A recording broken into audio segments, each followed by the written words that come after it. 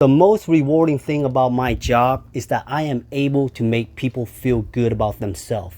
This client right here asked me if she can go in with her electric wheelchair. She didn't want to bother none of the Nailtech. She didn't want to make a big hassle. I said, girl, you're my VIP right now. I'm going to treat you like a queen. I'm going to give you the best service you ever get.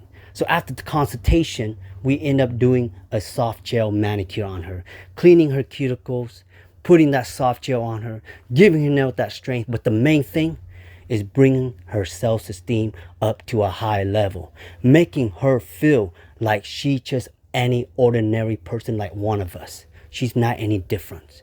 And because of that, that is why I love what I do. It's beyond just a nail. It's beyond just a shape. It's that feeling that you give to the client to make them feel like they're alive. And that's what I did. And look at her smile, y'all. Such a beautiful smile. Of course, it's sad to say goodbye.